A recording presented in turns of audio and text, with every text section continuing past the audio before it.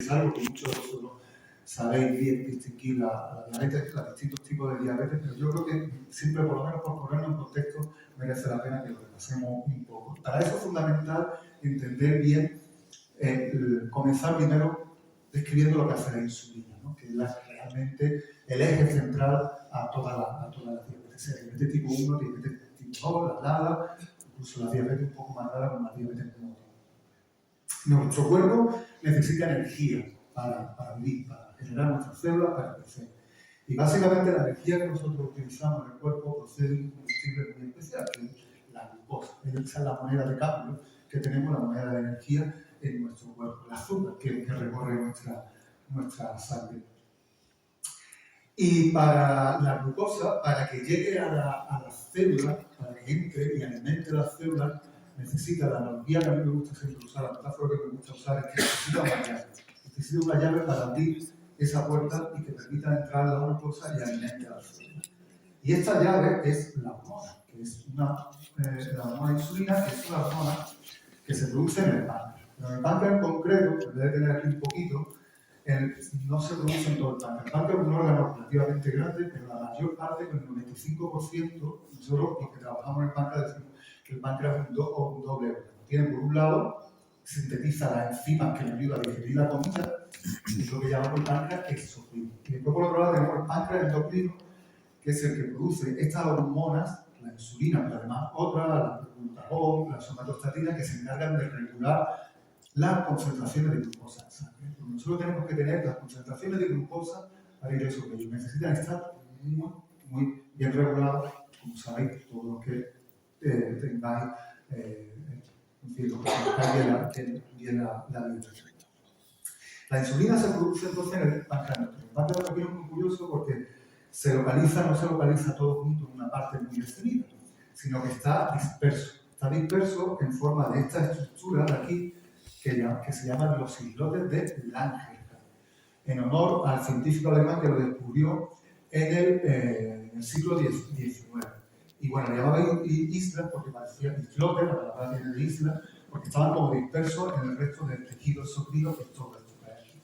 Pero bueno, simplemente quedaros con la idea, porque voy a ir hablando mucho a lo largo de la charla, muchas veces casi de forma casi indistinta, de células beta y células islotes. Las células beta son las células del páncreas endocrino que producen la insulina. Y estas se localizan en esta estructura, como digo, islotes, son más bien como bolitas, que están dispersas por todo el tejido exocrino, ¿no? Células beta, la célula produce insulina, islote es la estructura. Entonces estas células, las células beta son unas células súper especializadas, las que me gusta mucho la fisiología, la verdad que nos asombra mucho que prácticamente tiene solo dos funciones. O sea, sus funciones son una, sensar, detectar los niveles de glucosa, es fundamental y además tienen muchos mecanismos redundantes que detectan niveles cambiantes de glucosa de una forma extremadamente exquisita. De tal manera que en respuesta a esas condiciones cambiantes de glucosa, inmediatamente es capaz de producir insulina. Pero, claro, tiene que producir la cantidad de insulina justa. Porque ya sabemos que si nos pasamos, por ejemplo, pues se produce hipoglucemia, etc. ¿Qué ocurre entonces en los dos tipos principales de diabetes? En la diabetes tipo 1 lo que ocurre es que aquí en la diabetes tipo 1 una enfermedad, como ya sabéis, una enfermedad que se llama autoinmune. Una enfermedad autoinmune lo que quiere decir que nuestro sistema inmune que está para protegernos en condiciones normales de agentes extraños, de infecciones, etc. Pero aquí en este caso, por cuestiones genéticas y de otro tipo y ambientales, estas células se activan de forma inapropiada, de forma incorrecta, se equivocan, por así decirlo, y atacan a las células, detectan a las células beta, las detectan como si fuera algo extraño. Entonces van como si fuera un virus, como si fuera una bacteria, y van a eliminarla. Con lo cual se acaban perdiendo las células beta, se acaban muriendo directamente, y evidentemente pues no hay insulina, no se pueden controlar los niveles de glucosa. La diabetes tipo 2 es otra... La diabetes tipo 2 es otro problema completamente distinto. Prácticamente lo único que tienen en común es que hay un aumento en los niveles de glucosa. En la diabetes tipo 2 sí se está formando, producen, las células beta inicialmente producen bien la insulina, y aquí el problema es que el cuerpo no responde bien. Siguiendo con la metáfora de la llave y la puerta, es que la puerta está cerrada, hay como una resistencia a esa insulina, como se llama, es el nombre correcto, el nombre técnico, resistencia a insulina, que básicamente es que las células no responden bien. Hay insulina, pero las células no responden bien, con lo cual la glucosa no puede circular, no puede entrar de una forma correcta. Esto lo ocurre en los primeros pasos de la diabetes tipo 2. Lo que hacen las células beta es que al principio tratan de compensar, empiezan a producir más insulina tratando de compensar esto, intentando dar más llave para abrir la puerta. Hasta que llega un momento en el que por el exceso, por el aumento de la glucosa, que es muy dañino sobre las células beta, estas células beta claudican, por así decirlo. Se produce lo que llamamos la disfunción de las células beta y ya dejan de secretar bastante insulina. Y aquí es cuando se produce el debut en la diabetes tipo 2. Ya sabéis que entonces, por lo tanto, las dos lo que tienen en común básicamente es que tienen muchos niveles elevados de glucosa. Y ya sabéis que los niveles de glucosa son muy dañinos para el cuerpo. Y la metáfora que me gusta usar siempre es como la de un caramelo derretido que se pega a muchos sitios, se pega a proteínas, se pega a vasos sanguíneos y acaba dañando pues, distintos tipos de órganos, riñón, vaso, como he dicho, etc. Eso lo hace de una forma muy lenta, muy insidiosa. Por eso muchas veces cuando se habla de diabetes, no, muchos de los endocrinos lo llaman la enfermedad silenciosa, porque no duele, no se ve, pero es como una gotera, o sea, va causando este daño hasta que progresivamente pues, causa todas estas complicaciones que sabemos que desarrolla una persona con una diabetes mal controlada.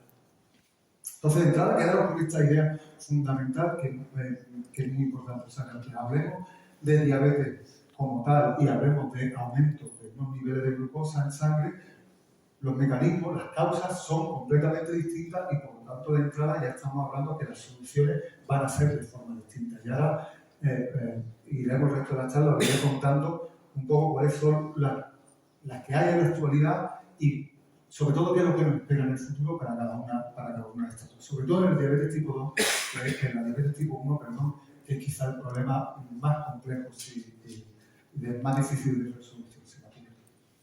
Pero para ponerlo esto en contexto un poco de hacia dónde estamos y los avances que hemos tenido muchos avances, que sale, como digo, de este título un poquito negativo que cuesta al principio para llamar vuestra atención, hemos avanzado muchísimo. Que la diabetes, de hecho, se conoce desde hace muchísimo tiempo, se conoce desde la antigüedad. De hecho, una de las primeras referencias que hay a esta enfermedad, evidentemente, no se le llamaba así. Por cierto, ¿quién de aquí sabe por qué la diabetes, el nombre, es diabetes mellitus? ¿Sabéis por qué se llama así? Mellitus, eso sí lo sabéis. ¿Por qué se llama mellitus? Por la miel, ¿verdad? Es dulce, ¿no? Viene esto del nombre porque de la orina que así se usaba en la antigüedad para hacer el diagnóstico, que era ver si las hormigas se acercaban a la orina, ¿no? Porque es dulce, hay mucho azúcar en la orina. Es el nombre de diabetes, la palabra diabetes es un poquito más, no es tan intuitiva. Viene del griego y diabetes significa algo así como sifón. Sifón en el sentido de que prácticamente entra toda la vez. Y eso viene, lo que refleja es otro signo característico de la diabetes, ¿verdad? Que es que está bebiendo y tal como bebe, pues se orina, ¿no? Y el nombre de insulina, ya que estamos con el nombre de insulina, pues quizá no lo habéis planteado, pero tiene una palabra latina, o sea, ínsula. Que a mí eso siempre me ha recordado a Sancho Panza y el Quijote, ¿verdad? La ínsula que le dieron. La ínsula que simplemente viene de la palabra latín isla, que viene de esto mismo que he dicho antes de islot. Bueno, pues eso, perdona por este inciso aquí etimológico.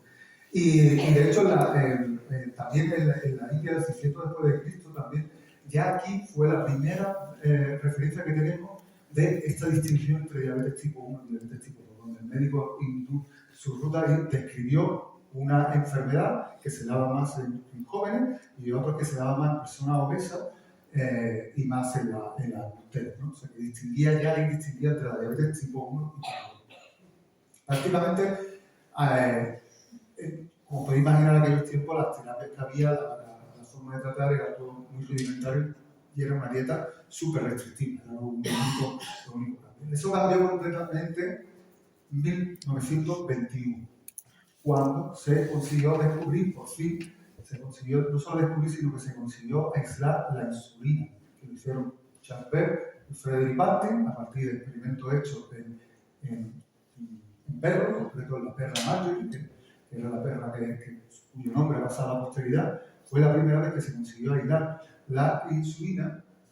Me gusta recordarlo siempre porque la verdad que esto hay una historia aquí, si queréis leer, si leéis algo de cómo fue el descubrimiento de la insulina, es apasionante, porque es la típica historia, es una historia de egos, de créditos no reconocidos, muchas peleas, o sea, prácticamente los cuatro, estos fueron los dos principales, pero hubo cuatro de los descubridores, acabaron peleados todos entre ellos, el premio Nobel se lo dieron, lo repartieron, etc. Si podéis leer, de hecho yo tengo algo escrito sobre eso, leerlo porque es una historia súper interesante, además lleno de momentos azarosos, una cosa muy curiosa. Y de hecho fue uno de los premios Nobel más rápidos de la historia, porque podéis imaginar lo que supuso. O sea, descubrieron en el 2021 y en el 2023 ya dieron el premio. Eso hoy en día es impensable que ocurra. Pero podéis imaginar lo que supuso. Lo que supuso en aquel momento pues era algo, prácticamente lo que era una muerte segura, pues se convirtió, y lo pongo siempre esta foto, que fue una de las primeras pacientes tratadas con insulina, o sea, prácticamente nada, o sea, los meses de haberse hecho aislado ya se estaban tratando los pacientes, ¿no? En este caso era de un gobernador americano y fue uno de los primeros que tuvo acceso. De hecho, aquí también hay una historia muy bonita, de que algún día espero escribir algún artículo, porque es un ejemplo muy bueno de lo que es el empoderamiento de los pacientes y lo que puede ayudar a contribuir y sobre todo obligar a que en este caso, por ejemplo, la terapia que era la insulina, inmediatamente saliera al mercado. Desde entonces, bueno, por suerte hemos avanzado muchísimo. Hoy en día tenemos insulinas de varios tipos, tenemos sensores de monitorización continua de glucosa, tenemos bombas de insulina y lo que vuelve a nivel, y lo que viene ahora a nivel tecnológico y probablemente lo que va a cambiar más la vida a corto plazo a las personas con diabetes, pues el deseado páncreas artificial. El páncreas artificial, el sistema de asa cerrada, tiene varios nombres. Pero básicamente es que hoy en día tenemos que funcionar muy bien los monitores los glucores de monitorización continua y las bombas de insulina. El problema es tratar de coordinarlos para que entre ellos funcionen bien de manera que sea, hoy en día lo que se hace con la bomba es que se programa, pero la idea es que esto funcione directamente en la demostración, que es lo que hace la célula beta que lo acabo de comentar. Vale, entonces, esto a nivel tecnológico, esto es donde estamos avanzando muchísimo, pero esto obviamente ha mejorado muchísimo la calidad de vida de las personas con diabetes, pero no es una. ¿Qué estamos haciendo? ¿Qué están haciendo los científicos en el mundo para buscar una cura de diabetes? Ya lo voy a distinguir un poquito por tipo de diabetes, pero básicamente las estrategias en muchos casos son múltiples, la vais a ver ahora varios ejemplos, y se van haciendo en paralelo. Básicamente la podemos distinguir en estas tres líneas de instrucciones: prevenir que se desarrolle la diabetes, cómo proteger sobre todo a las células beta, tanto de tipo 1 como de tipo 2, por mecanismos distintos, cómo proteger a las células beta para que sigan funcionando bien, y en último término, si no se puede, pues tratar de reemplazarlo. Ahora sobre esto hablaré más, porque esto es prácticamente lo que entramos ya en el terreno casi de la biología ficción, pero la verdad que hemos avanzado en los últimos años muchísimo. Vamos a comenzar entonces con la diabetes tipo 2. La diabetes tipo 2 es una patología que es extremadamente compleja porque es muy multifactorial. ¿Multifactorial qué quiere decir? Porque están muchísimas distintas variables, lo que llamamos unas veces factores de riesgo. Sabemos que hay un componente genético, es decir, hay algo que ya va en nuestros genes que dictamina que vamos a tener una probabilidad. Todavía no somos capaces de predecirlo. Sabemos que vamos a tener una probabilidad, pero no sabemos esa probabilidad cuánto es. No sabemos calcular el variante, pero sabemos que evidentemente tiene mucho que ver con los hábitos, nuestros hábitos alimentarios, nuestra actividad física, incluso con el entorno. Lo que llamamos eso, el nombre técnico es lo que se llama el exposoma. Llamamos la exposición a factores de todo tipo, desde contaminación, etcétera, medio ambiente. Entonces, una enfermedad que está implicada como digo, hay muchísimos factores de riesgo y además hay muchísimos órganos, ¿vale? Y esta diapositiva la dejo así queriendo, que es muy llena de información, pero lo que quiero trasladar con esto básicamente es que en la diabetes tipo 2 hay muchísimos órganos en los que pueden estar fallando casi todos al mismo tiempo. Por supuesto, el páncreas, como acabo de explicar antes, las células beta, pero la grasa, el músculo, el hígado, incluso el intestino. Entonces ya solo con eso ya podéis hacer una idea de que tratar esto, encontrar una causa, algo que nos lo arregle todo, es muy complicado. De hecho, lo que hemos estado haciendo en la última década, hay grupos que se dedican a trabajar en la resistencia de insulina en el músculo, en el hígado, etc. Entonces, eso se ha conseguido, nos ha dado mucha alegría para la diabetes tipo 2. Y hoy en día pues, tenemos un arsenal de medicamentos, muchos de los cuales os sonará, que actúan en muchos de estos órganos, algunos de ellos incluso más de los órganos. Por ejemplo, la metformina, que es probablemente el fármaco para la diabetes tipo 2 más utilizado, pues funciona tanto a nivel de músculo como a nivel del hígado. Entonces, la idea aquí ahora, y bueno, por supuesto que voy a decir del famoso Ozempic, que ya sabéis que comenzó con un fármaco para la diabetes y ahora bueno, se está usando muchísimo para la obesidad también, ¿no? El Ozempic, que funciona sobre todo a nivel de la célula beta, pero también demasiado gástrico a nivel del intestino. Y esa ha sido una de las últimas adiciones, como digo, a este arsenal de medicamentos que tenemos para tratar la diabetes tipo 2. Están saliendo muchos más medicamentos, salen continuamente, que mejoran su eficiencia, sus efectos secundarios, etc. La clave en diabetes tipo 2, sobre todo donde va a venir, es algo que no es solo específico para la diabetes tipo 2, sino para enfermedades, que es lo que hemos llamado, para muchas enfermedades, que es lo que llamamos medicina personalizada. Eso a lo mejor lo habéis oído hablar en las noticias, etcétera, en otro lugar. Medicina personalizada o medicina de precisión, le llamamos alguna vez. Y esto me voy a detener aquí un poquito para explicarlo. En condiciones normales, ya lo sabéis, pues cuando uno va, sobre todo, como digo, cuando hay todo este arsenal de fármacos, por ejemplo, para los diabetes tipo 2, estamos hablando de esto, como tradicionalmente, como el médico, como el endocrino empieza. En primer lugar empieza con lo que llaman primera, segunda línea, tercera línea de terapia. La primera línea pues, normalmente suele ser la metformina, por ejemplo. Entonces tú le das la terapia a estos pacientes. Ahora sabemos que somos muy distintos y por supuesto los pacientes, las personas con diabetes son también muy distintos, su diabetes también es muy distinto. Algunos, por ejemplo, tienen más problemas en las células beta, otros tienen más problemas a nivel de músculo, etc. Lo que se hace aquí es un poco la estrategia de prueba y error, entre comillas, lo de prueba y error, no me malinterpretéis. Quiero decir, se prueba con este medicamento primero y ahora se ve. Pues si hace efecto, pues estupendo. Pero hay un porcentaje de pacientes, por lo que sea, por su dotación genética, por su modo de vida, por lo que sea, por sus complicaciones que tienen, ¿no? Que no le hacen efecto o tienen un efecto adverso muy difícil. Entonces aquí la clave está en cómo podríamos tratar de identificar en estos pacientes quién va a ir bien y quién va a ir mal. Eso básicamente es la medicina personalizada. Tratar de identificar en esos pacientes. ¿Y eso cómo lo hacemos? Pues lo hacemos utilizando y tratando de identificar lo llamamos biomarcador. Básicamente un biomarcador es simplemente algo que nos da una pista de por qué puede ser. Eso puede ser, por ejemplo, el ADN, es decir, que tenga una determinada mutación o no. Por ejemplo, esos casos paradigmáticos de esto, por ejemplo, el cáncer de mama. Hoy en día se hace el cáncer de mama, se genotipa, que es como le llamamos técnicamente, identificamos si tiene una mutación o no, si tiene determinada mutación, se le da un medicamento contra esa mutación, no se le da otro. Ahí todavía no estamos en la diabetes tipo 2, pero hay muchísimos estudios tratando de identificar esos marcadores, que eso puede ser, lo podemos encontrar, como veis aquí, a nivel de ADN, a nivel de orina, de sangre, hay muchísimos estudios tratando de identificar eso. Y la idea, básicamente, es tratar de lo que llamamos estratificar al paciente, es decir, dividirlo según el medicamento que mejor le vaya a funcionar. Todo eso va a hacer que sea mucho más eficiente todo el proceso, ¿vale?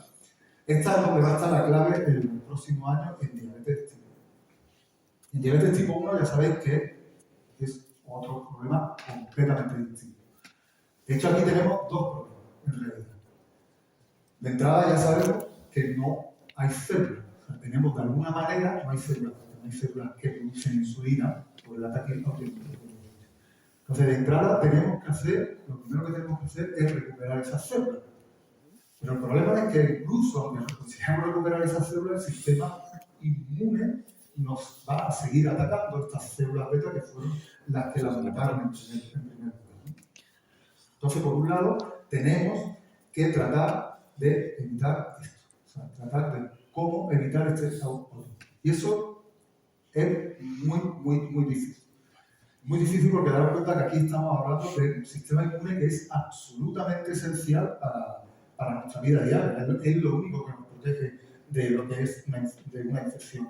Entonces tenemos que encontrar una manera de conseguir bloquear, pero bloquear solo esto. No podemos estar sin sistema inmune. O sea, seríamos como se llamaba antiguamente los niños burbuja, ¿no? O sea, eso no podríamos vivir, ¿no? si bloqueáramos el sistema inmune completo. Necesitamos bloquear solo esto en concreto, lo que ataca aquí. Y eso, a pesar de que llevamos desde que se descubrió que la diabetes tipo 1 es una enfermedad del sistema inmunitario, pues llevamos décadas trabajando en eso y ha sido uno de los aspectos más frustrantes en diabetes tipo 1. Yo eso recuerdo de ir congreso, siempre hay unas sesiones dedicadas a esto, a los grupos y funcionaba muy bien, o sea, se descubre mucho, únicamente la fase preclínica que llamamos, es decir, modelos animales, modelos celulares, pero cuando después se intenta llevar a humanos, no funciona. O sea, eso, y créeme, aquí se ha puesto muchísimo dinero, muchísima financiación, muchísima gente, aquí trabajan sobre todo inmunólogos de primer orden han estado trabajando en esto, y prácticamente apenas hemos avanzado hasta hace un par de años. Bueno, esto simplemente os lo pongo para ilustrar lo que veáis que es un sistema muy complejo lo que ocurre durante la diabetes tipo 1, el ataque autoinmune, donde están implicados muchísimas células del sistema inmune, y es lo que digo, o sea, debemos tratar de todo esto que está ocurriendo, pues tratar de bloquear un aspecto muy pequeño. Eso es muy difícil de encontrar una molécula que funcione bien, un fármaco que funcione contra eso. Esto ha cambiado en los últimos 3 años. Ha salido el primer fármaco que parece que por fin está funcionando algo, ¿vale? Tampoco quiero lanzar las campanas al vuelo, pero ha sido, a mí me gusta simplemente esto, mostrarlo, el primer fármaco, desde que salió la insulina hace 100 años, este ha sido el primer fármaco que se ha aprobado para tratar la diabetes tipo 1 desde entonces, 100 años. Y es un fármaco que en concreto actúa sobre un tipo de células del sistema inmune bloqueando. Funciona como un bloqueador. El fármaco se llama teplizumab, es de los fármacos de este tipo que se llaman anticuerpos monoclonales, que voy a entrar en detalle de lo que es.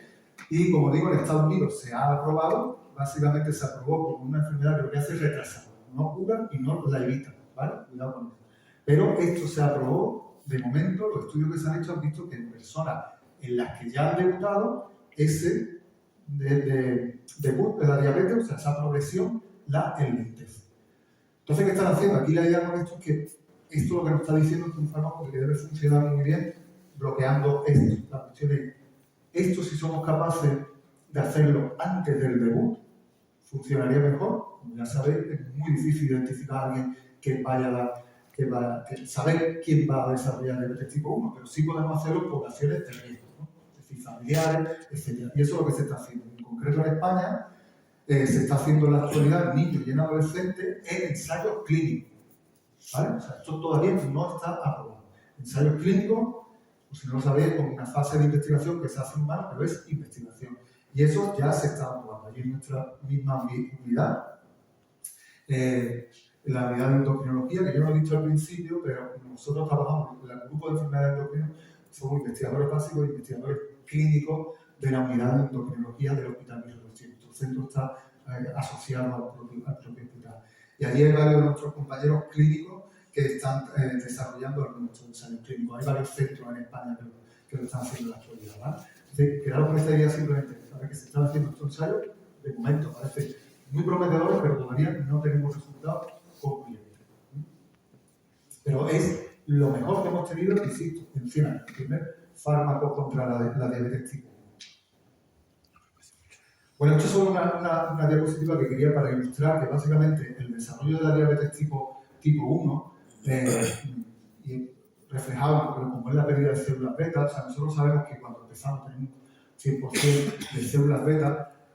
Hay un componente genético, eso lo sabemos, pero hay algo más, además del componente genético, que es un estímulo ambiental que no sabemos cuál es. Esto sobre todo se ha estudiado muy bien, se ve muy bien en el estudio que se hace en gemelos monocigotos. Los gemelos son esencialmente clones, es decir, tienen la misma dotación genética. Tú coges en esos estudios y ves que uno de ellos desarrolla diabetes y el otro no. Y dices, ¿esto cómo puede ser?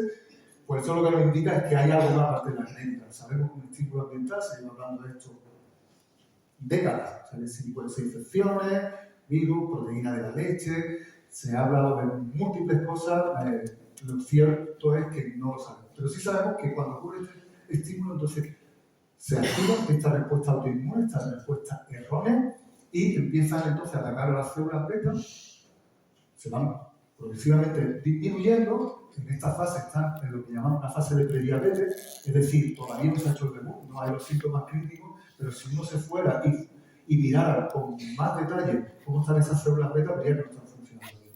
Hasta que aproximadamente cuando perdemos un 90% de las células beta, entonces cuando ya se produce el debut. Cuando prácticamente ya este porcentaje de células beta no es suficiente para mantener unos niveles de glucosa normales en sangre, ¿vale? ¿Y por qué os pongo estas gráficas aquí? Porque mirad, lo que estamos ahora tratando de hacer con este fármaco que acaba de salir, como he dicho, se ha aprobado aquí. Se ha aprobado aquí. Es decir, enlentece esto. La cuestión ahora es probándolo aquí o aquí. El problema que tenemos ahora mismo, como digo, es que no sabemos identificar bien a estas personas que están en riesgo.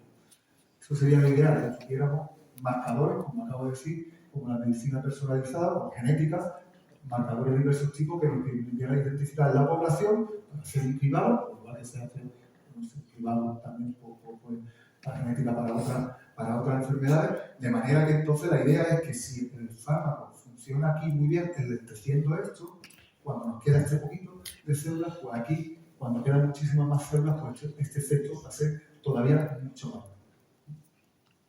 Pero la cuestión es, cuando llegamos ya aquí en este paso, es cuando se llega el debut, ya no hay apenas células. Como digo, puede haber, es muy variable, los estudios dicen que es muy variable. Hay de personas que aparecen prácticamente que no hay nada, y hay otras más o menos entre un 10 y nada, y algo residuo, ¿vale?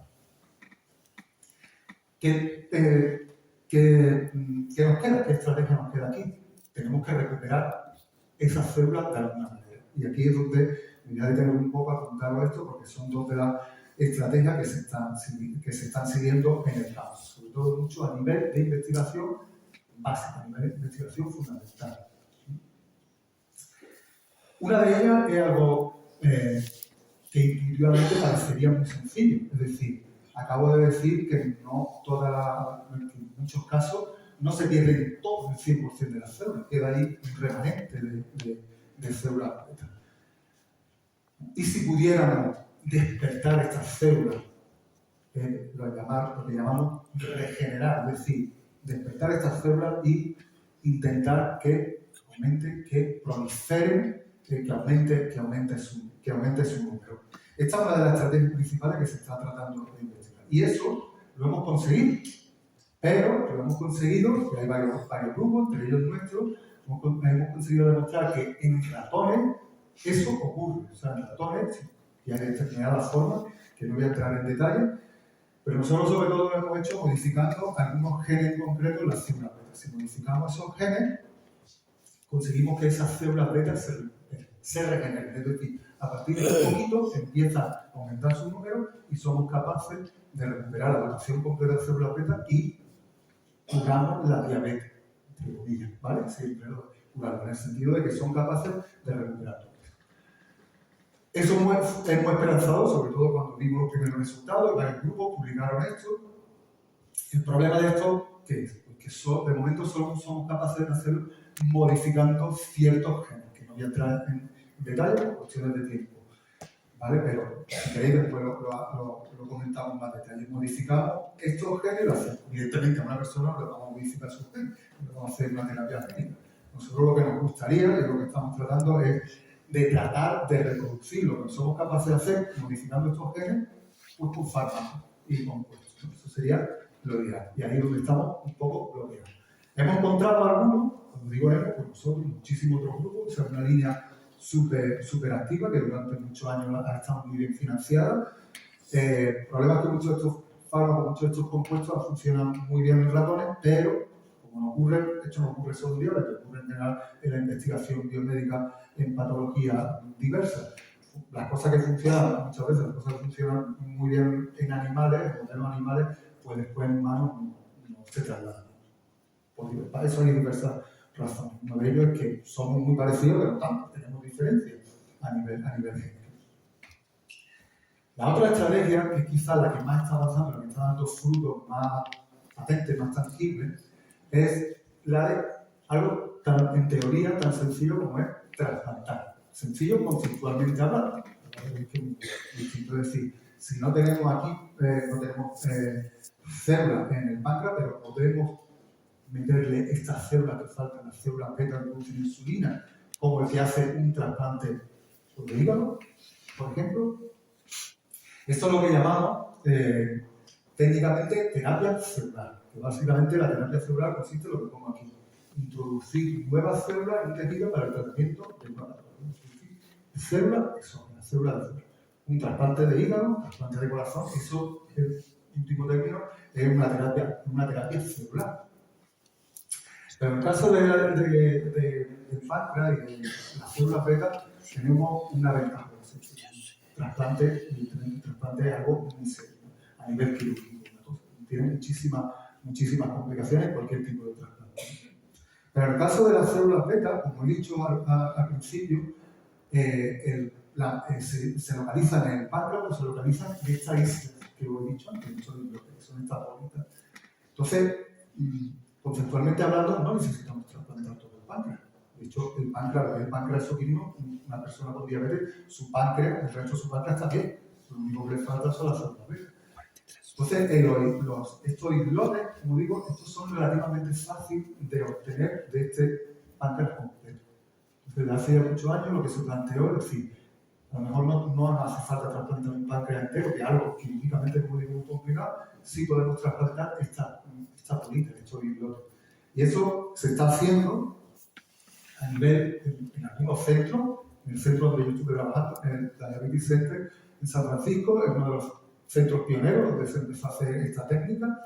Se está haciendo sobre todo a nivel de investigación, ¿vale? Cuidado aquí, que no quiero aquí levantar falsas esperanzas. Esto se está haciendo a nivel de investigación. Pero dejadme que lo explique y ahora entro en los detalles. El concepto, porque esto es importante que entendáis el concepto, porque ahora veréis cuando hable de esto. Trasplante de islote a partir de donante fallecido, lo que se hace es que se coge el páncreas entero, aquí del páncreas se hace ese aislamiento de islote, que como digo es relativamente sencillo, eso lo hacemos trabajando ahí como lo que llamamos la digestión, literalmente, digerirlo, como cuando digerimos nuestra comida, eso es lo que hacemos, de forma que nos libere todos los islotes que están aquí. Y esos islotes después no se le hace un trasplante como tal, sino que se hace prácticamente como una transfusión. Es más una transfusión de sangre. Lo que se hace es que estos islotes, que no lo he dicho, son minúsculos, son micras, o sea, son la punta de un alfiler, ¿no? Estos se transfunden al hígado. En el hígado es relativamente sencillo. Hay varias razones por las que se hace en el hígado. Hay otra opción, ¿vale? Ya lo comentaré un poquito más adelante. Pero principalmente se hace en el hígado porque es un órgano que está muy irrigado, muy vascularizado, es decir, tiene muchos vasos sanguíneos, que eso es fundamental para que las células beta funcionen bien, porque lo que hacen es medir la glucosa en sangre, entonces necesitan tener acceso a mucha sangre. Y la otra es que es relativamente sencilla. Aquí básicamente esto con un ecógrafo y un radiólogo es capaz de encontrar la vena portal y rápidamente hacer una inyección ahí, como cuando se hace una biopsia. Entonces esto prácticamente se puede hacer de forma ambulatoria, o sea, esto no es una cirugía mayor. De hecho, la gente que hace eso prácticamente al día siguiente se puede ir, no tiene mayor problema desde ese punto de vista, ¿vale? Ahora bien, como digo, claro, esto se está haciendo prácticamente solo a nivel de investigación. Todavía eso, incluso en los centros que están más avanzados, no hay algo que forma parte del servicio asistencial que se da. Y se hace solo en pacientes muy, muy concretos, solo en pacientes diabéticos que están muy mal controlados, con glicemia grave, inestabilidad glicémica, etc. Podéis imaginar la razón, aquí como todo en medicina, siempre el riesgo es posible, el balance, ¿no? El equilibrio que hay que encontrar entre el riesgo y el beneficio. ¿Cuál es el riesgo que esto lleva asociado? Aparte de esto que digo, de esta intervención quirúrgica que es menor, el principal es que requiere tratamiento con fármacos inmunosupresores. Estamos dando células que vienen de otra persona. Eso tiene que estar, como cualquier otro trasplante, tiene que estar inmunosuprimido porque si no, nuestro cuerpo lo rechaza. Y por razones que no sabemos muy bien, con el tiempo, con 4 o 5 años, depende de los estudios, depende de lo que sea, pues deja de funcionar al final estos islotes que se han trasplantado. No sabemos exactamente las causas, más o menos, sí sabemos algunas causas. Y solo quedaron esto no está disponible en España, ¿vale? Para que no haya malinterpretaciones. De hecho, en Europa prácticamente solo hay 3 o 4 sitios que se hacen, en Ginebra, en Pisa, hay solo 3 o 4 centros. En Estados Unidos sí hay más. Pero bueno, quedaron que esto se está haciendo a nivel de investigación, pero es una de las alternativas en las que se está invirtiendo más dinero ahora mismo, porque es una de las alternativas que parece que tarde o temprano será viable. El problema principal, porque este tipo de cosas, hay mucha gente tratando de investigar esto porque deja de funcionar, el tratamiento fármacos inmunosupresores también es cuestión de encontrar el fármaco que funcione mejor, es decir, esta parte de aquí y esta parte de aquí se va a ir solucionando. Esto es cuestión de tiempo, ¿vale? Lo que va a ser muy difícil de solucionar, así a priori, es que para un trasplante necesitamos tener islotes de al menos 2 o 3 donantes para conseguir el número de islotes suficiente para que funcione. Esto es, ya podéis imaginar que esto es muy difícil. O sea, significa conseguir 2 o 3 personas que hayan fallecido más o menos al mismo tiempo, que se aísle, se pueda aislar el páncreas, es decir, algo técnicamente complicado. Una de las razones por las que no se hace de forma tan extendida. Entonces necesitamos, la alternativa aquí, ¿cuál es? Entonces, tratar de conseguir, de alguna manera, más células y tratar de conseguirlas en el laboratorio. Y eso, hoy en día, estamos muy, muy cerca de conseguirlo. Vamos, de hecho, lo estamos consiguiendo ya. Hay múltiples posibles fuentes de células que produzcan insulina, que podemos hacer en el laboratorio, ¿vale? La que está más avanzada es la que procede de lo que se llama la célula madre. ¿Habéis oído alguna vez hablar de células madre? Sí. De hecho, a mí me gusta más la expresión células troncales, creo que lo ilustra mejor. Os voy a contar lo que son las células madre para que entendáis bien de cómo somos capaces de conseguir estas células que llamamos in vitro. In vitro quiere decir fuera, ¿no? Fuera del cuerpo, ¿no? ¿Cómo las podemos conseguir en el laboratorio de una forma sintética, si queréis llamarlo así?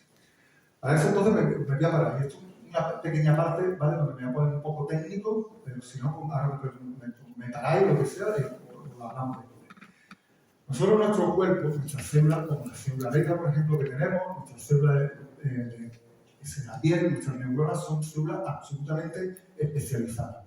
Hacen su función y normalmente esas células, cuando se dividen, es decir, cuando dan lugar a otra, exactamente la misma. Es decir, una célula beta solo puede dar lugar a una célula beta. Una célula de piel solo da lugar a una célula de la piel. Y eso es algo inherente a la célula.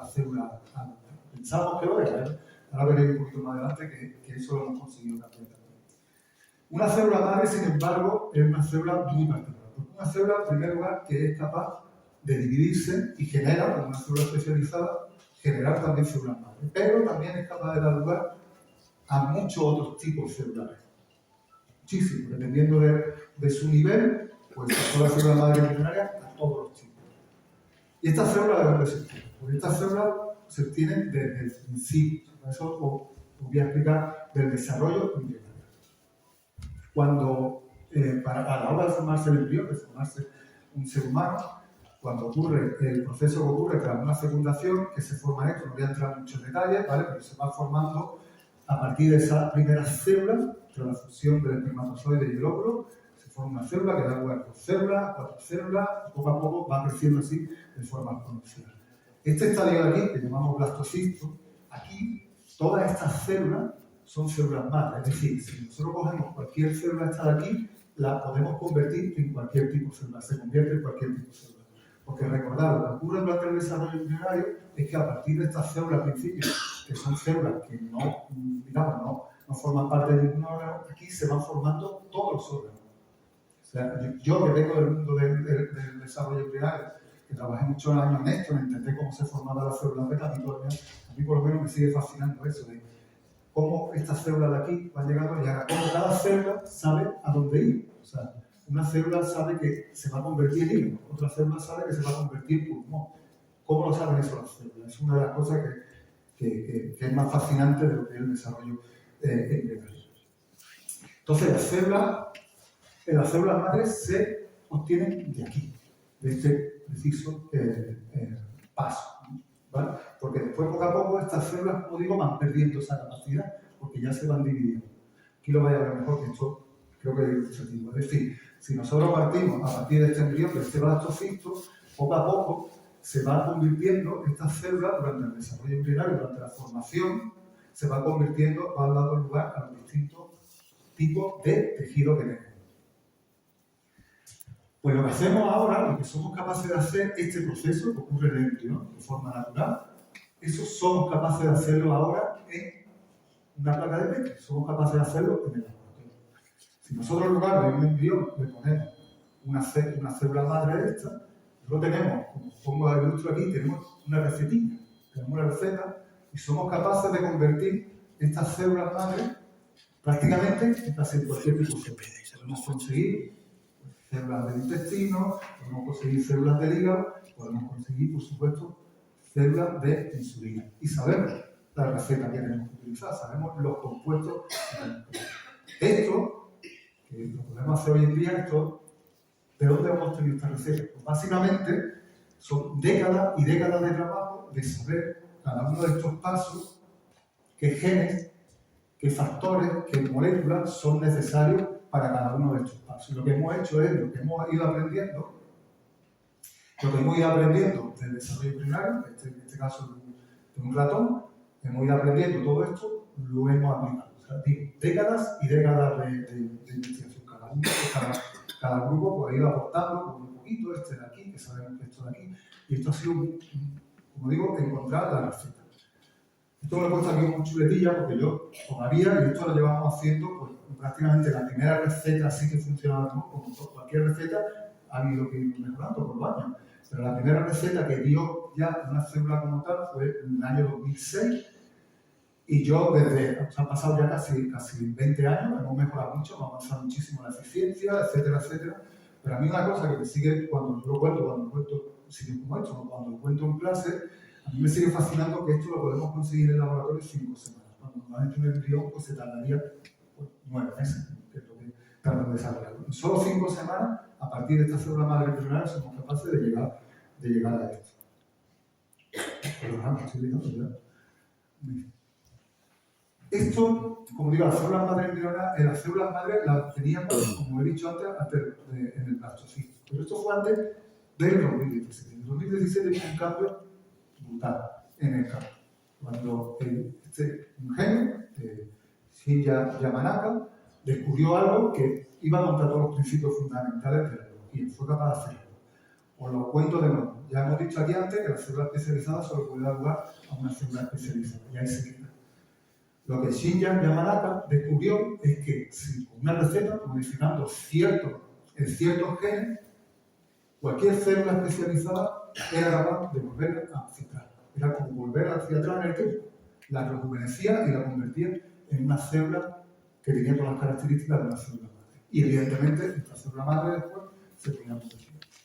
Con lo cual, ahora lo que estamos haciendo es que ya no se usan células madre embrionarias, sino que lo que usamos son células del propio paciente. O sea, tú al propio paciente, le aíslas sus células, cualquier célula funciona, pero normalmente se le cogen células de aquí, del brazo. Estas células las convertimos en estas células madre y ahora estas células las diferenciamos a cualquier tipo de célula. Ahí fijaros entonces la ventaja. Aquí estas células ya no necesitarían tratamiento inmunosupresor, porque son nuestras propias células, entonces no necesitan.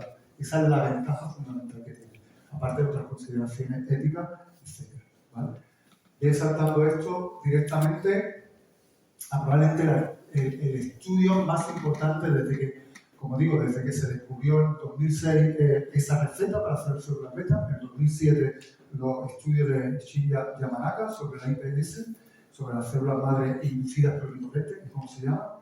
Probablemente desde entonces el estudio más importante que se ha publicado para el tratamiento de la diabetes tipo 1 ha sido este, que se hizo hace relativamente poco, en junio del 25, se publicaron los resultados, donde cogieron y generaron, hicieron un trasplante de células obtenidas a partir de células madre minerales, hicieron un trasplante de estos islotes que digo, generaron islotes en una placa de Petri en el laboratorio y se trasplantaron en pacientes. Y unos resultados súper espectaculares.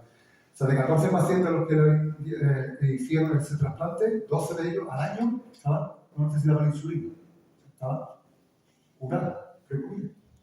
No necesitaban insulina. No es que funcionara mejor, no es que le controlaran mejor la insulina, no, es que no necesitaban insulina.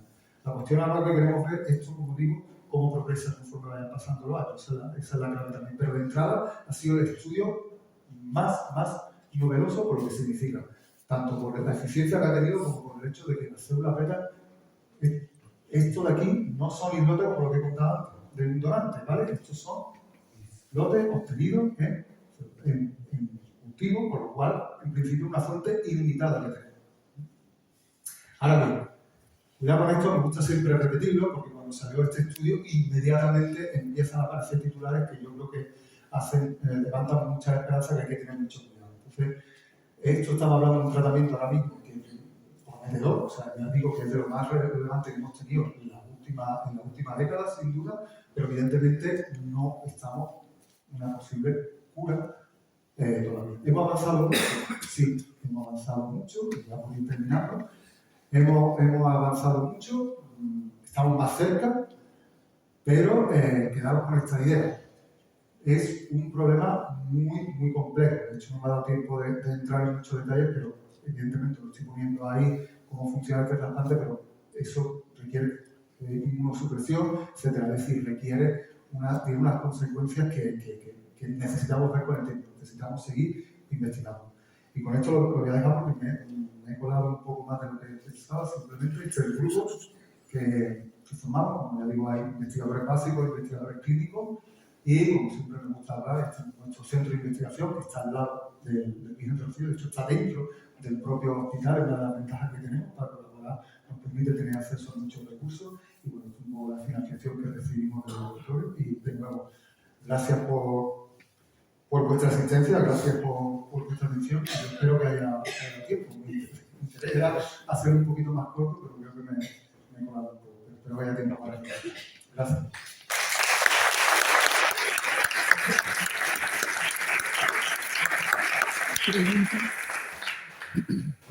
Tenía aquí mi dirección de correo, ¿verdad? Cualquier cosa que hoy no podamos aclarar, sin problema escribirme, ¿vale? Estaré encantado de ayudar. ¿Preguntas? ¿Alguien quiere hacer preguntas? ¿Dónde está el chico? Pues es que no está el chico del micrófono. Si tienes más cosas, ¿no? Si no, yo lo repito. Tengo varias preguntas. Una, lo que has dicho del año 2025, eso está sacado de... ¿Por qué no se ha hecho con lo de Yamamoto? ¿O porque es imposible o...? Bueno, es una buena pregunta, porque, como digo, no he querido entrar en los detalles. Vamos a volver un poquito hacia atrás, ¿vale? Esto aquí os lo he pintado muy bien, y esto es lo que es la teoría, pero lo cierto es que esto de aquí, perdón, un poquito más atrás, si vuelvo a traer aquí a la receta, esta receta funciona muchísimo mejor, hoy en día funciona muchísimo mejor cuando usamos embrionaria. Cuando digo funciona muchísimo mejor es que tú tienes que tu parte de estas células, lo que quieres es que todas se te conviertan en esto y no se quedan convertidas en otras cosas espurias, ¿no? Entonces, eso, por razones que todavía no sabemos muy bien, funciona mejor. Sí, de hecho, utilizamos varias líneas distintas de células madre. Cuando digo en línea es que se han obtenido de sitios distintos, ¿no? Y en algunas esta receta funciona mucho mejor que en otras. Hay varias líneas, hay varias líneas. Y la otra pregunta es lo de que el sistema inmune mate a las células, estas que se han creado nuevas, ¿se está haciendo con el medicamento este que decías? Mira, se están haciendo dos cosas. Uno, aquí la idea que se propone aquí dos cosas. Lo que se propone, una es, que me ha saltado aquí antes, ¿no? Es utilizar, no recuerdo dónde está.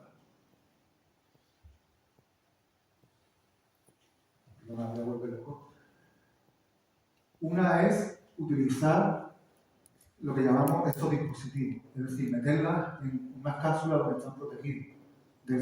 Y esta, de hecho, lo que se está probando, y hay también varios estudios hechos, es en lugar de ir al hígado, lo que se están probando es aquí.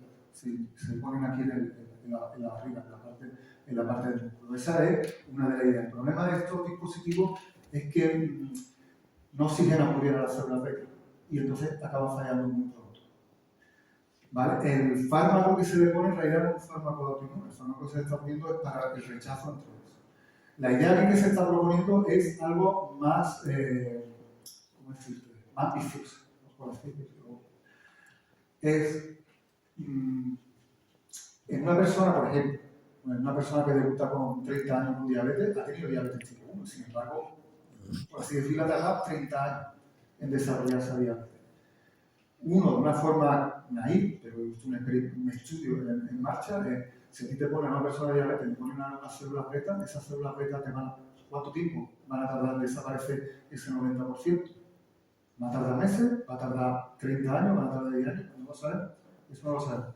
Entonces aquí lo que se propone es que llegará el día que esto se pueda hacer como que sea inyecciones, como que sean inyecciones que se hacen inyecciones de otra cosa, de therapy, pues tú te das inyecciones de insulina una vez que de células beta. Y si se te fastidia, te ponen otra inyección.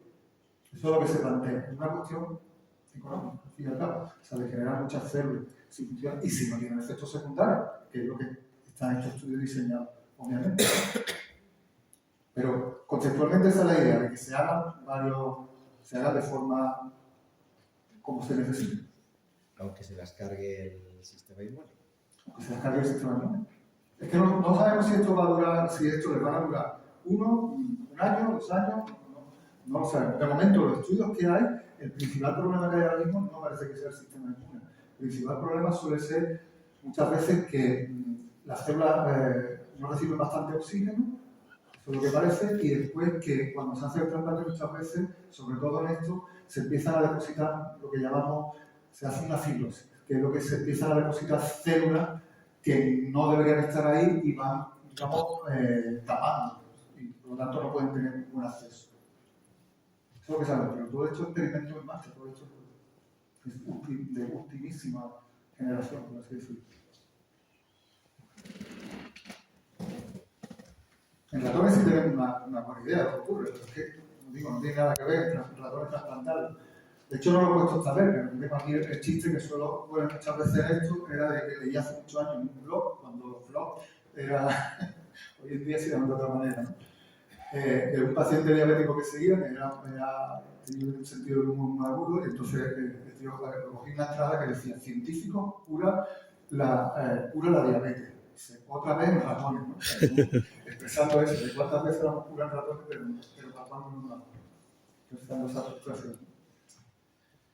Hola, buenas tardes. Hola. A mí esto me parece todo muy bonito, pero nosotros no vamos a ver, o nos va a llegar. Espero que sí. Espero que sí. Pero ¿en cuánto tiempo? Yo he comenzado a hablar de eso diciendo: yo no te voy a decir una fecha, ni nadie serio te puede decir una fecha, pero lo que es a mí estas cosas, cuando yo empecé a trabajar con esto, a mí me parecía biología ficción, o sea, me parecía ciencia ficción, y hemos pasado en la última década de no tener ni idea de lo que es una célula madre a estar generando células una placa y está haciendo estudios humanos. O sea, yo pensaba que yo eso no lo iba a ver, y estoy bien. O sea, esa fase, de cuándo esto va a llegar a que sea algo clínico, es muy predecible, muy predecible. ¿Y esto se va a hacer por la seguridad social o va a ser Bueno, solo imagínate, o sea, tú imagínate, sí. Vamos, si eso ya... Claro, porque Pero mira, pero una buena pregunta porque en Estados Unidos, donde sí hay muchos centros que se está haciendo el trasplante de islotes, no a partir de ¿vale? El trasplante de islotes de donantes fallecidos. Ahí hay un movimiento muy fuerte para que, así ya sabéis que no hay seguridad social como tal, pero para que las empresas privadas, los seguros privados, esto lo metan dentro de su sistema, de su atención. Su cobertura. Entonces, es caro, claro que seguramente será muy caro, pero también es caro mucho de los fármacos que se están tomando para los anticuerpos monoclonales de cualquier enfermedad, son fármacos súper caros. Como todo, como en toda tecnología, conforme va pasando el tiempo también se hará más barato. Ahora mismo es un problema, todavía no estamos ahí, ahora mismo es un problema más de eficiencia, es decir, de demostrar que eso es capaz de funcionar bien, de mantenerse en el tiempo. Por eso digo que este estudio ahora es hasta ahora de lo más avanzado, ha sido de los mejores. Hay muchos estudios hechos, ya de esto. O sea, lo he puesto este porque este es el primero donde se ha conseguido una eficiencia tan clara y tan llamativa. y a nivel mundial, o sea que en Estados Unidos está más desarrollado este tema o tiene claro, otros cauces, hay otros Sí, cauces. pero como digo, a nivel de investigación, se está haciendo en el contexto de investigación, o sea, que para aprender a nivel asistencial, o sea, de cada alguien, y en personas en pacientes, personas con diabetes muy específicos, sobre todo en personas con una hiperglicemia, o sea, básicamente los criterios de inclusión, que es el nombre técnico, como se le llama, para participar en uno de estos ensayos, es que tengan una hiperglicemia, una inestabilidad glicémica, es decir, que estén ellos pinchándose con bomba y eso, así no se mantengan, y que tengan una hipoglucemia muy grave. Ese es el criterio. O sea, ahora mismo se está probando solo en esos pacientes.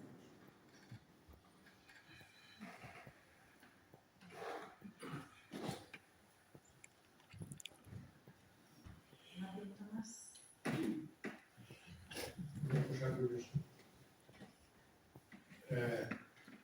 Yo conozco personas con diabetes tipo 2 que luego los hijos han tenido tipo 1. ¿Es heredada? No.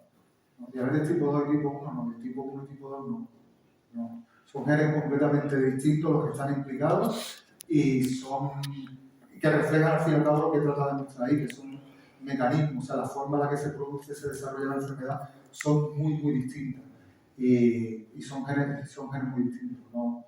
Simplemente ahí pues, puede ser casualidad. Sí hay de diabetes tipo 1 a diabetes tipo 1, de diabetes tipo 1, eso sí, si lo conocéis mucho de los que conozcáis la enfermedad, si sabéis que hay. No quiere decir que tú lo vayas a tener con una probabilidad muy grande, pero sí que hay un componente genético, que es como llamamos, una probabilidad mayor.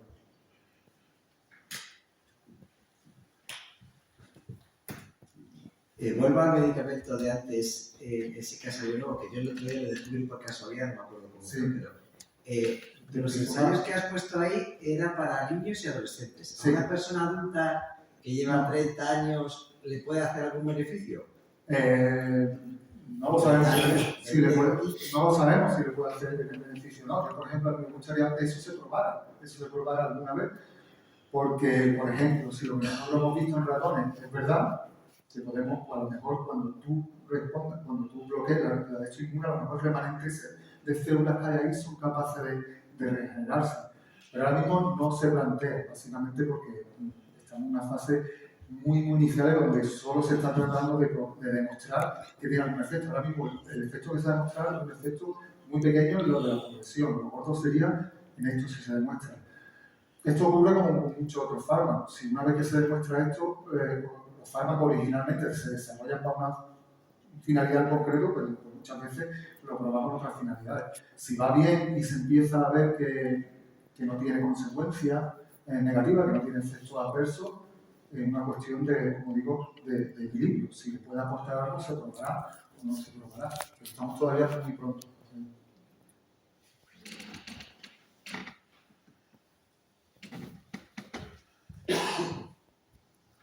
Buenas tardes. ¿Se sabe la causa por la que últimamente parece ser que hay más diabéticos, sobre todo de tipo 1.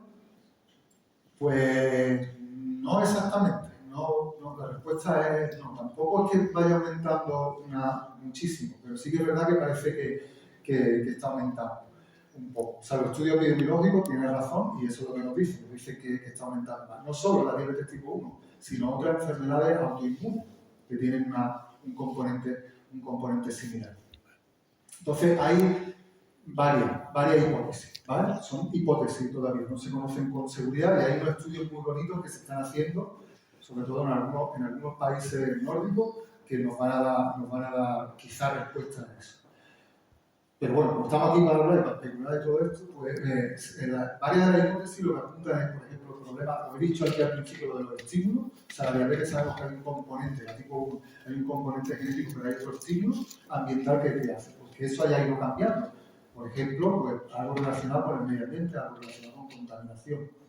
Una de las cosas de las que se habla mucho, y se le llama, de hecho tiene un nombre, lo que se llama la hipótesis de la higiene. Y hay personas, hay médicos incluso, que creen que es que hoy en día, pues que estamos más limpios de lo que debiéramos. Es decir, que hoy en día los niños, cuidado con esto, esto que estamos hablando de hipótesis, claro, porque si de repente vamos a dejar probar a los niños ahí que se llenen, que se ensucien. Pero es verdad que hemos pasado prácticamente en una generación de que yo mismo, como me he criado en medio de la calle, ahí tocándolo todo y comiendo eso, a una generación donde prácticamente a los niños pues están todo el día pues, con antisépticos, ¿no? Entonces hay una teoría que dice eso, que no hemos entrenado bien recordar que al fin y al cabo nosotros desde que somos pequeñitos nos vamos exponiendo a agentes infecciosos, etcétera, y nuestro sistema inmune va aprendiendo, ¿no? Y va aprendiendo cómo responder, ¿no? Y lo que no, pues lo hacemos con vacunas. Nos vamos exponiendo. Entonces, si la teoría es que si dejamos de exponerlo a eso, pues nuestro sistema inmune no se desarrolla bien del todo. Pero como digo, es una hipótesis, no lo sabemos ciencia cierta. Pero es muy buena pregunta. ¿Sí?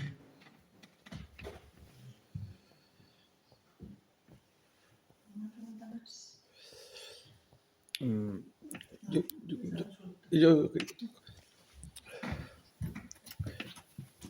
Yo quería preguntarte un poco, esto lo has dicho de que es hereditario, pero no se sabe qué porcentaje es hereditario tal. Sí, porcentaje. Aquí hablamos de probabilidad, básicamente. Vale. Sí. No estoy muy seguro, a ver si me voy a equivocar con los números, pero si hay básicamente la probabilidad es muy baja, ¿no? De tener una diabetes tipo 1, ¿no? Una probabilidad, no recuerdo si era del 1%, una cosa así. Entonces, si tú tienes un familiar, sabemos que si tú tienes un familiar, esa probabilidad aumenta un poco, pero no mucho más, o sea, aumenta a lo mejor un 2 o un 3%. De hecho, los estudios esos que mostraba ahí de personas en riesgo, lo que se hace es meter, pues, sobre todo a hermanos, por ejemplo, de personas, de niños diabéticos tipo 1. Hay un aumento de la probabilidad, pero no es muy espectacular. ¿Eso por qué? Pues porque probablemente eso simplemente lo que refleja es que el componente genético es lo que llamamos que es un componente poligénico. Poligénico lo que quiere decir que hay muchísimos genes. Es decir, no es, por ejemplo, como otras enfermedades, como decir, la fibrosis quística, por ejemplo. La fibrosis quística, tú sabes con toda seguridad que si tú eres portador y tu pareja es portador, tiene un 25%. Eso es genética clásica, genética mundial. Tiene un 25%, o sea, uno de cada cuatro de tus hijos puede salir con la enfermedad. Aquí no estamos en eso simplemente porque no sabemos todavía. Todos los genes que están explicados, hay muchos, y además cada gen aporta de una forma distinta. Eso es algo en lo que estamos tratando de avanzar muchísimo más, tanto en tipo 1 como en tipo 2. O sea, saber muy bien todos los genes que están implicados y todos ellos cómo contribuyen, con la idea de hacer lo que he dicho casi al principio, lo de la medicina personalizada, que va a identificar muy bien en la población quién va a ser el que va a desarrollar una diabetes tipo 1, diabetes tipo 2, o como podéis imaginar, estoy hablando de muchísimas otras enfermedades. Es una de las cosas que yo también, como decía la compañera allí, yo espero ver también en mi vida, o sea, que seamos capaces de una persona secuencial de todo su genoma, que yo tampoco pensaba. Yo me acuerdo que eso lo veía en alguna película de pequeño, en alguna película de ciencia ficción, y eso me parecía que yo tampoco lo iba a ver, y hoy en día uno se puede secuenciar su genoma, prácticamente por 1000 o 2000 euros. Tú puedes secuenciar tu genoma, puedes saber mucho de las mutaciones que tiene. Lo que no sabemos todavía bien es todas esas mutaciones cómo de importantes son para todas las enfermedades que podamos saber. Pero yo eso espero verlo a lo largo de mi vida.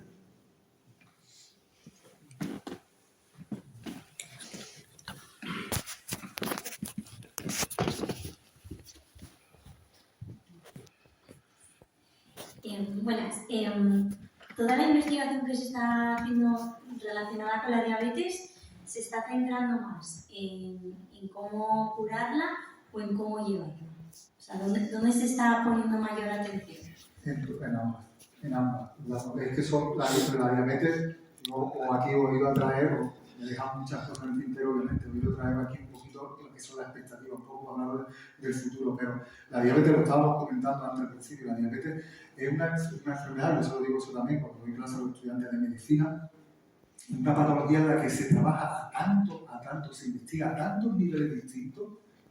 Es la enfermedad, es la patología clásica, por ejemplo, donde la educación de cómo llevar tu enfermedad, o sea, lo que se llama ahora eso, el empoderamiento del paciente es fundamental. O sea, muchas veces a un paciente cuando le hacen el regulo, lo más importante es que ese paciente es que sepa. Entonces, no te puedo decir que se investigue más aún, ¿no? Son cosas completamente distintas y se investigan. Hay espacio para todo, ya te digo, desde a nivel psicológico, a nivel de educación de cómo manejarte, a nivel tecnológico, lo que se está investigando es tremendo. Pero cuando digo a nivel tecnológico, quiero decir ingenieros trabajando en eso, en el desarrollo de nuevos algoritmos para las bombas de insulina. O sea, se trabaja, por ejemplo, si te sirve de reflejo, nosotros en nuestro grupo pues tenemos desde yo que trabajo aquí con mis celulitas, mis ratoncitos y eso a nivel muy esto, y tenemos a Virginia, por ejemplo, que trabaja en niños, trabaja en niños con este fármaco, el teclizumab. Tenemos a su vez, tenemos los enfermeros que trabajan en cuidado, en el pie diabético, ¿no? Que también son la parte del pie diabético en sí mismo, es un campo de investigación muy grande. Es decir, así podría estar hablando, podría estar sacándote muchas líneas de investigación distintas y no se da prioridad a una o a otra. O sea, se trata de ir en paralelo todo lo que se pueda.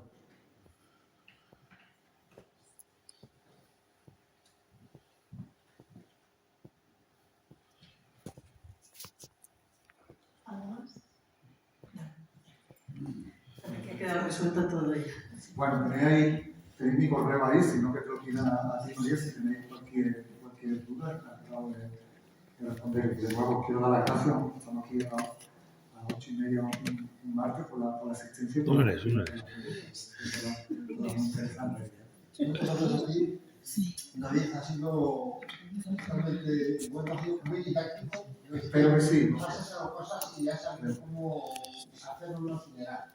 Tú sabes que los científicos muchas veces somos malos, que empezamos a hablar de nuestras moléculas, nuestros genes y eso, y acabamos viendo. No es tu caso. No es tu caso. Gracias. Sabes de lo que te hablas, pero no lo sabes. No es tu caso. Muy bien, una vez más. ¿Aquí se para? Yo creo que la verdad.